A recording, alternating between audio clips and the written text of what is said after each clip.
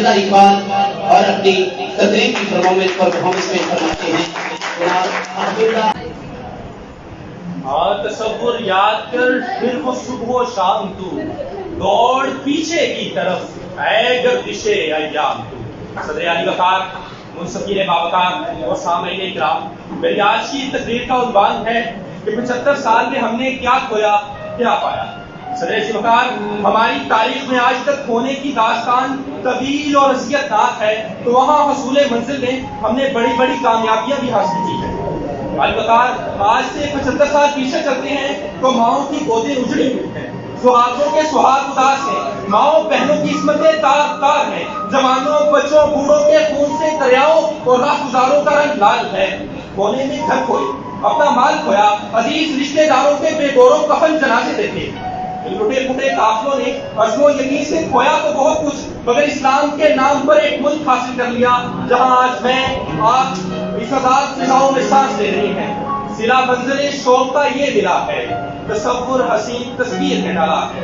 صدر وقار، یہ آغاز ہے اس ملک کا جسے دنیا کہتی تھی کہ یہ افواج ملک خود ہندوستان میں سب ہو جائے گا، جس کی بڑی وجہ زمین، ذخائر اور افواج کی غیر منصفانہ تقسیم تھی، مگر ہم دبے نہیں، کمزور سے مضبوط ہوئے۔ قائد اعظم کی قیادت میں ہم نے ملک کا ایک مضبوط ڈھانچہ کھڑا کیا۔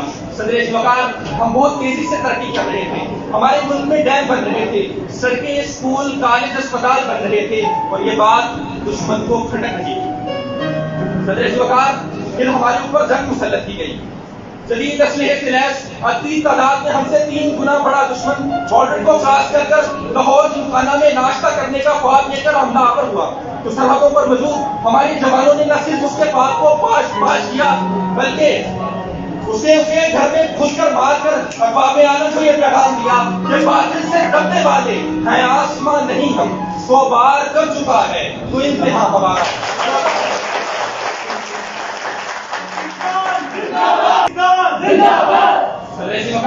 پھر ہمارے دشمن نے ہمارے درمیان نفرتوں کے بیج بوئی، جنہوں نے ہمارے کھونے کی فہرست کو اندھودھات کر دیا۔ 16 دسمبر 1971 کو مشرقی پاکستان ہم سے الگ ہو گیا، 21 سے اکٹ گیا ہوں، اتنے قانون نپٹ گیا ہوں۔ صدر وقار، آج مشرقی پاکستان بنگلہ دیش ہے۔ صدر وقار، اب دشمن ہر طرح سے ہمیں زیر کرنے پر تلا رہتا، دشمن ایٹمی قوت بنا تو مسلسل ہمیں جنگ کی دھمکیاں دیتا رہتا، ایسے میں ہمارا دفاع کرنا ناممکن تھا۔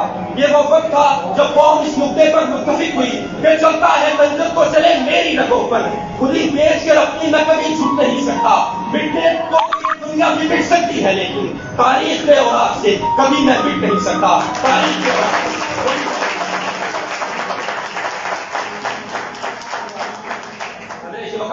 دنیا ہمارا مذاق بناتی تھی کہ جو ملک ایک سوئی نہیں بنا سکتا وہ ایٹم بم بنائے گا۔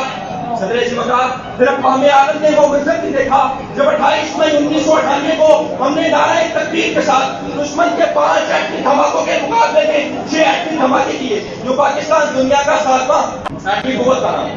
صدر وقار، آج دور حاضر میں ملک پاکستان بدترین معاشی بحران سے دوچار ہے، ملک دیوالیہ ہونے کے قریب ہے، ملک میں سیلاب کی تباہ کاریوں سے جہاں کئی لوگ بے گھر ہوئے وہاں کئی زندگیوں کا ضیاع ہوا۔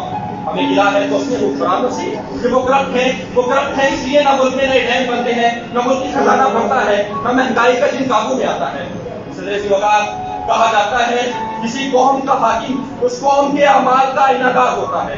صدر وقار، ٹیکس چوروں، رشوت خوروں، ذخیرہ اندوزوں اور خود پرستوں پر کبھی حضرت عمر جیسا حاکم مقرر نہیں ہوتا، ان جیسے حکمران کے لیے عوام کا کردار بھی سیدنا سلیمان فارسی جیسا ہونا ضروری ہے۔